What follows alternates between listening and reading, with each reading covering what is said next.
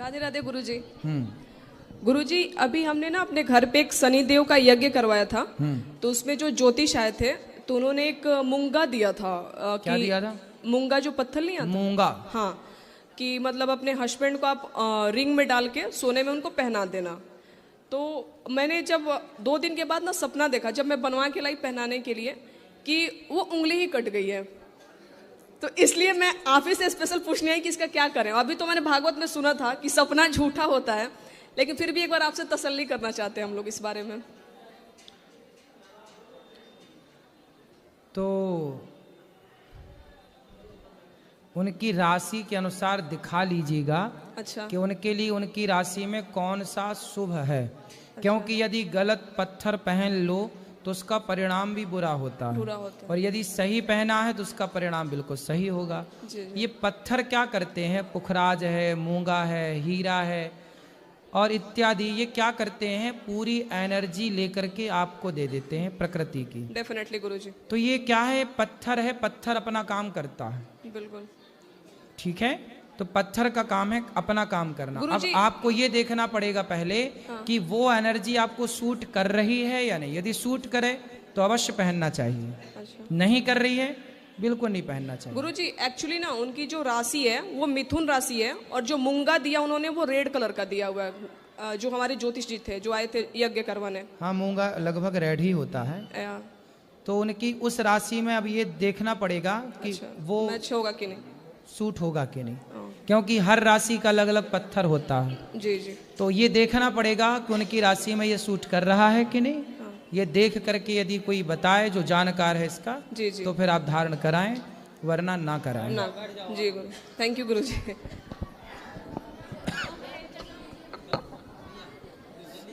हाँ, जल्दी गुरुजी। राधे राधे जी। हाँ जी, कब से आपका दर्शन करना चाहती हूँ, जम्मू से आई हूँ। नमस्कार आपको। हाँ, आप जम्मू में हमारे गए थे ना उधर। हाँ हाँ हाँ, फिर भी मैं आपका दर्शन नहीं कर पाई, मैं बहुत रोई। चढ़वाल में गई, उधर से आप आगे चल गए, आगे गए, उधर दर्शन नहीं हुए। आज पता नहीं कौन सा मेरा कोई पुण्य था जो मैंने आपके दर्शन किए। मैं आपकी बड़ी कथा सुनती हूँ, टीवी लगा लेती हूँ, काम करती रहती हूँ। हाँ जी जी। अच्छा, ये बताओ मैं क्या प्रश्न पूछूं? आप बिना पूछे ही सब कुछ बता देते हो, जो मेरे मन में होता है ना कभी। अब वही मैं बहुत सोचती हूँ, इतनी सी उम्र में इतना ज्ञान कहाँ से पाया था, कहाँ से पाया? आप सब माँओं का आशीर्वाद है। हाँ, इतनी माँओं की सेवा कर रहे हो।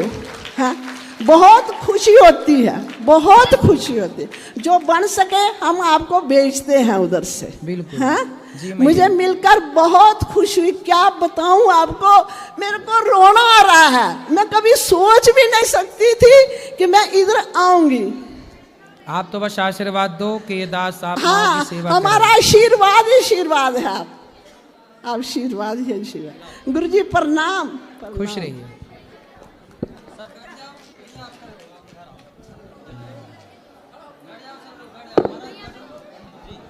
राधे राधे गुरुजी जी। दंडवत प्रणाम। मैं मुंबई से हूँ और मेरा प्रश्न ये है। हाँ, मेरा प्रश्न ये है कि 6 साल पहले मेरे पति की अकस्मात मृत्यु हो गई। वो सिर्फ 50 साल के थे, और उसके बाद मेरे परिवार, मेरे फ्रेंड्स, मेरे मित्र ने मुझे कोई भी शुभ कार्य होता है तो वो लोग मुझे इनवाइट नहीं करते। अच्छा। तो क्या अपने पति को यंग एज में खोना, क्या ये एक बुरी बात है? मैं तो कृष्णा को अपना सब कुछ मानती हूँ। नहीं, बुरी बात तो देखो मैया, आपका इसमें दोष क्या है? इसमें किसी का क्या दोष है? वही बात। ये तो मृत्यु है, मृत्यु लोक है, सबको जाना है। अब आपके जो परिवार के लोग, दोस्त, फ्रेंड्स हैं, वो क्यों नहीं आपको इनवाइट करते? उनकी क्या विचारधारा है, क्या वो सोच रहे हैं, ये तो उनकी अपनी मानसिकता पर निर्भर करता है। हाँ। लेकिन मेरे हिसाब से जिसको जाना है वो चले गए, इसमें आपका क्या कसूर है, क्या दोष है? करेक्ट, वही मतलब समझो किसी की शादी है, हल्दी है, मेहंदी है, तो मतलब मुझे या तो इनवाइट नहीं किया जाता या तो बोलते हैं नहीं तुम ना थोड़ा दूर रहो, मतलब तुम जहाँ पर वो समारोह हो रहा है वहाँ से तुम थोड़ा दूर रहो। अब मेरी क्या गलती है कि मेरे पति की मृत्यु हो गई? मैं क्या जवाब दे सकती हूँ इस ऐसे समाज को? हाँ, ऐसे क्योंकि हमारा समाज इतना आगे बढ़ चुका है और अब तक यही ढकोसले और यही पुरानी बातें लेकर लोग बैठे हुए हैं। देखो, माता कौशल्या भी, उनके पति जब गए तो माता कौशल्या के जीवन में भी वैधव्य आया। माता कौशल्या वो तो भगवान की माँ है। हाँ जी, भगवान की माँ को भी विधवा होना पड़ा। तो ये तो प्रत्येक व्यक्ति का अपना अपना हिसाब किताब है, लेकिन हम संसारिक लोगों को इसका भेदभाव नहीं करना चाहिए। हाँ जी, ये तो लोगों की अपनी विचारधारा है, लोगों का अपना सोचना है, उन्हें भेदभाव नहीं करना चाहिए। आपके साथ जो लोग करते हैं वो गलत करते हैं। ठीक है। प्रभु जी, एक और प्रश्न है मेरा छोटा सा। मेरी बेटी की अभी शादी की उम्र हो गई है, मैं उसके लिए लड़के देख रही हूँ, तो कन्यादान के टाइम पे मैं क्या अकेले उसका कन्यादान कर सकती हूँ?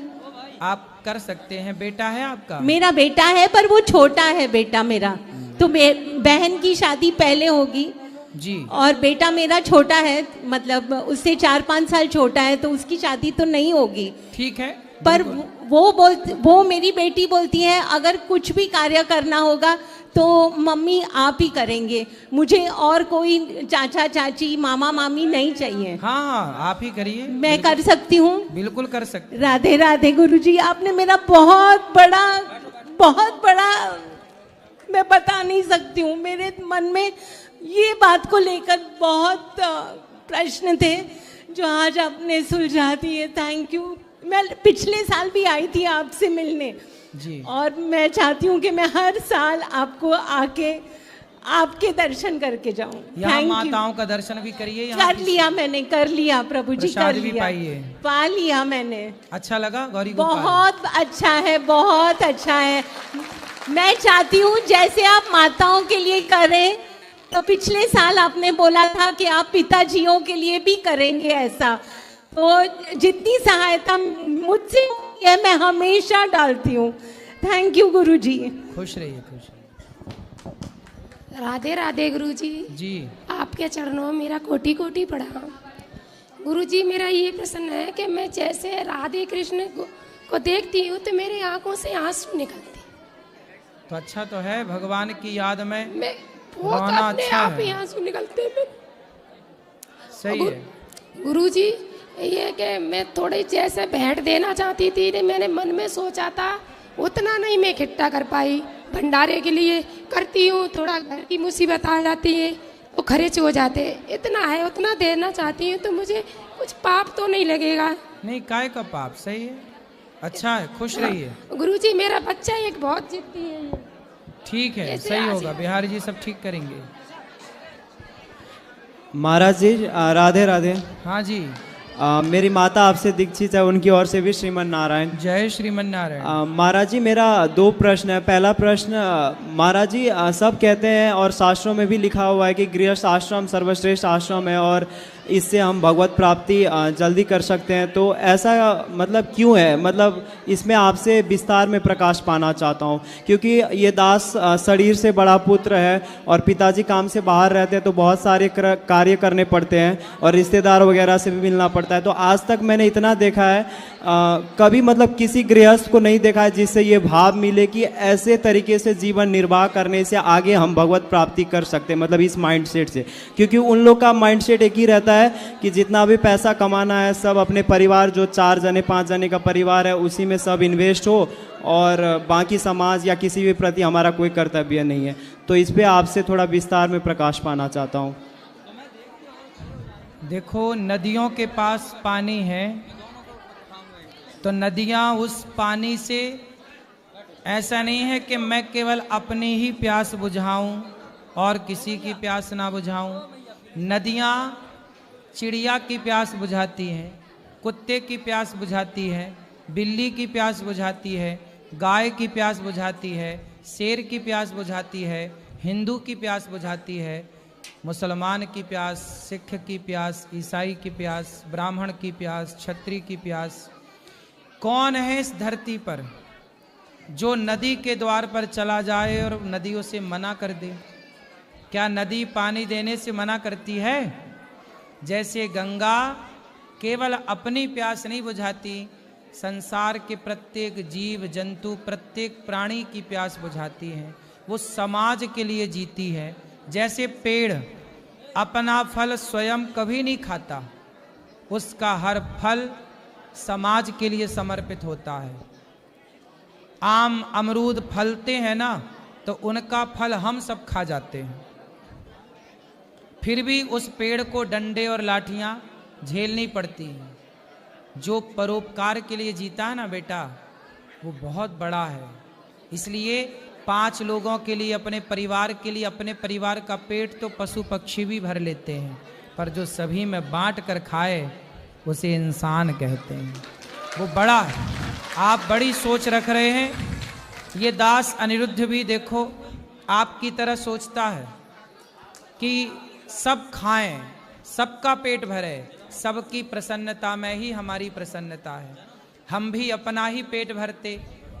गौरी गोपाल में ये सारी सेवाएं चल रही हैं, ये सारी सेवाएं हम ना करते तो, लेकिन हमारी अंतरात्मा कहती है नहीं, ये मानव शरीर बार बार ना मिलेगा।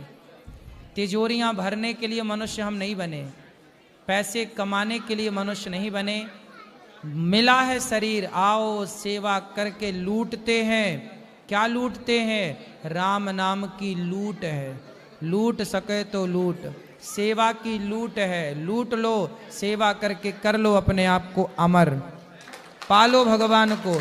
हमने यज्ञ करके, जप करके, तप करके तो भगवान को नहीं पाया, लेकिन सेवा के बल पर भगवान को जरूर पाएंगे, ये मेरा अटल विश्वास है। महाराज जी, इस दास ने भी आज तक बस आपका ही उदाहरण देखा है, जो ये कहते हैं ना गृहस्थ आश्रम सर्वश्रेष्ठ आश्रम, बस आपको ही उदाहरण रूप आज तक मैंने पाया। और मतलब कभी भी आज तक नहीं देखा किसी भी गृहस्थ को कि मतलब ये भाव आ सकी कि ऐसे हम जिएंगे तो गृहस्थ आश्रम सर्वश्रेष्ठ रहेगा।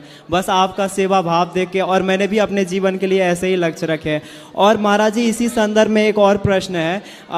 बहुत सारे रिश्तेदार और समाज में भी अन्य देखता हूँ कि मतलब वो लोग ये भाव रखते हैं कि चलो जान के वो लोग साल भर 10 बहुत सारे अधर्म करते हैं, और वो लोग को बैक ऑफ द माइंड रहता है कि चलो कोई बात नहीं, इतने अधर्म कर लेंगे और साल में एक बार कोई भी पुण्य कार्य कर लेंगे तो हो जाएगा। तो क्या ऐसे करके हम भगवान के निज धाम प्राप्त कर सकते हैं, ऐसे भाव रख के?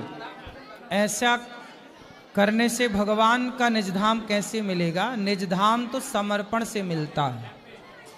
जो व्यक्ति पाप, जैसे 1 साल पाप किया और 1 दिन पुण्य किया, तो जब हम यहाँ से मरकर जाते हैं तो हमारे पाप अलग हो जाते हैं, हमारे पुण्य अलग होते हैं।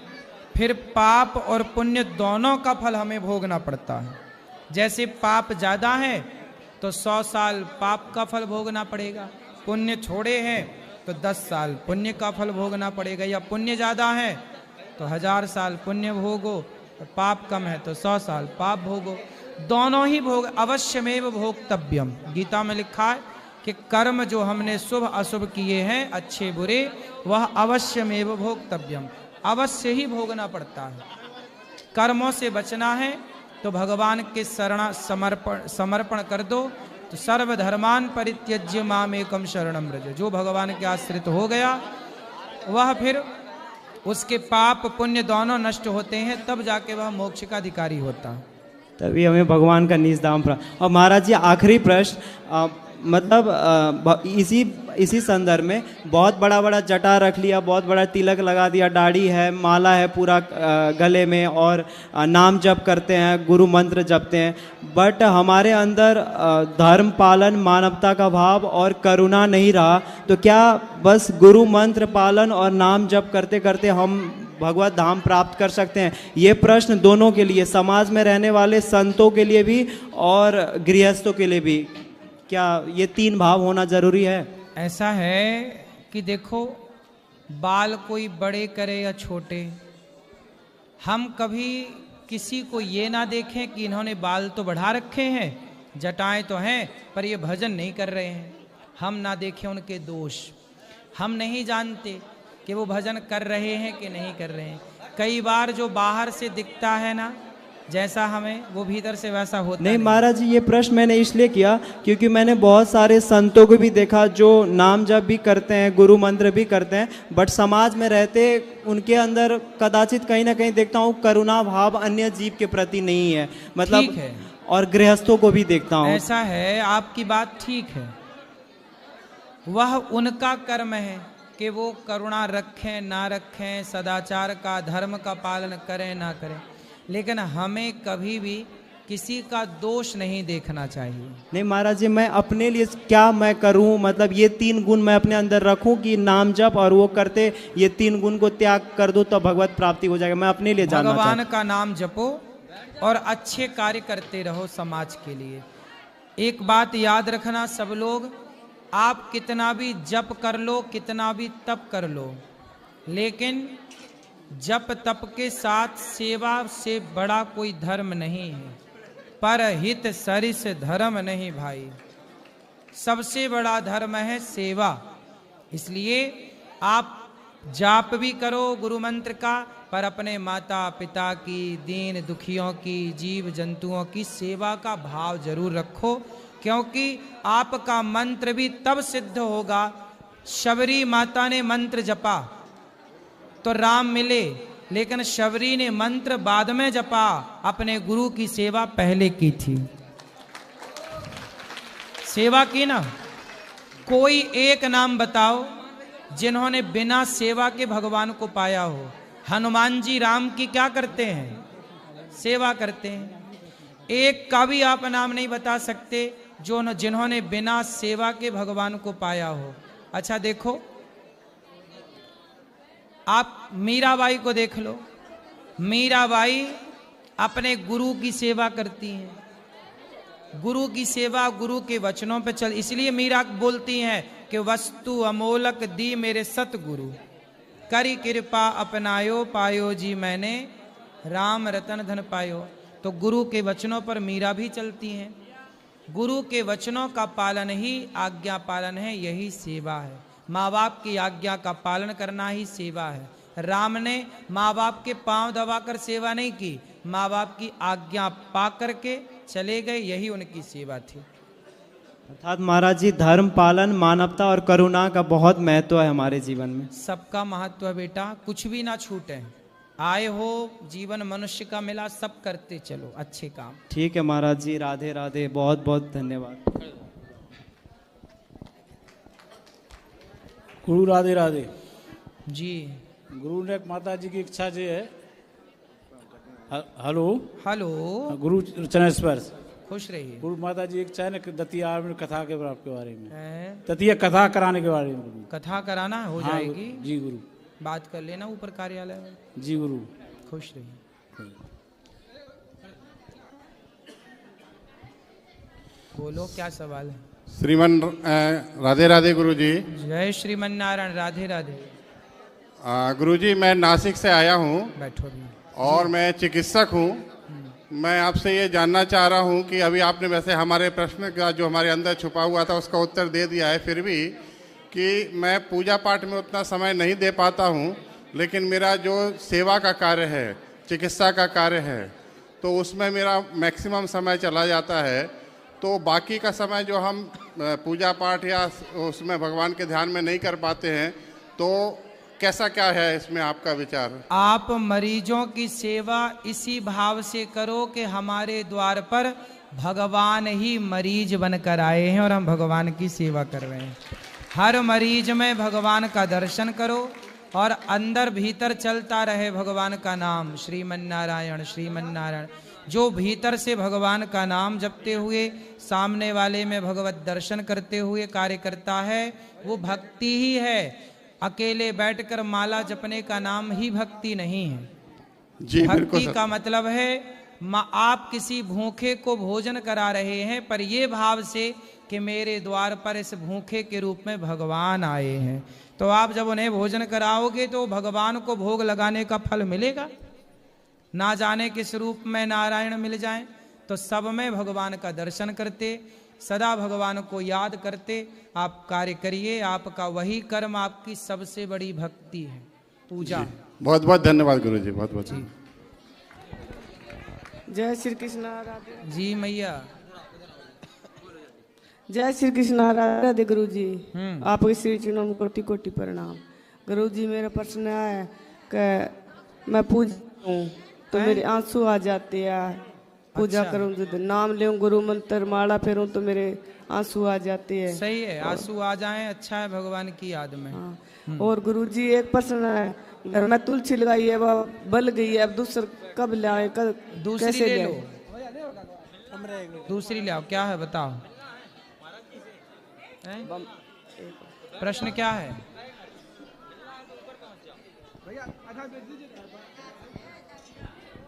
हैं? ये कौन है आपकी? बात करो। हाँ महाराज जी कोटि कोटि प्रणाम। महाराज जी 2-3 साल आपके नाम ना बताए नम और बड़ा सुकून में गिरा नम। इन साल हमारा दुकान करे में काम करे मन नहीं लगा था, जन के भीतर में चलता। तो कहाँ मन जा रहा है? महाराज जी मन नहीं लगा, जन कहीं सब चंचल टाइप चंचल लगा तुम कहीं। तो मन भगवान में लगाओ अच्छे से। तो प्रभु जी का राधे राधे को करत नहीं। खूब काम करो, खूब भगवान का ध्यान करो, भगवान का नाम जपते कार्य करते रहो, ठीक है। आज हमें 3 साल हो गए यहाँ बता महाराज जी, हमारे दुकान में 10,000 रुपया ना आवत रहे और जब से नामे का लग्गा लगाओ तो हमने 1 लाख तक रुपया ने कमा डालो। जब से यहाँ गए तो लाख रुपया हो गए। हाँ कमा डालो और पूरा शरीर का दुख दूर होगा और पूरा कर्जा निपटगा सब यहाँ के आने से। अब भगवान यही गौरी गोपाल भगवान की कृपा है। अब जो शरण में आ जाता है सब कर्जा वर्जा खत्म है। हाँ खत्म हो जाता महाराज जी। अब हम यो कह रहे हैं कि इनके शरीर सही हो जाए, अच्छे से हो जाए, कमाइया खूब। हम 11,000 रुपया तो भंडारा के नाम से तुम्हें करवे आगे महाराज जी। भगवान अब सब ठीक करेंगे। हाँ ठीक करे महाराज जी। यही बहुत दुख 1 महीना हो गया, इतना परेशान करे हैं, बहुत परेशान है। अब भगवान इनको बिल्कुल ठीक करेंगे। जैसे आपका सारा काम हुआ ऐसे गौरी गोपाल भगवान इनको भी ठीक करेंगे। चलो हाँ तो ठीक कर दे, सुखी रहिए। अब जो सवाल हैं जिनके, कल फिर प्रश्नोत्तरी होगी। आप जो चैनल पर जुड़े हैं चैनल को सब्सक्राइब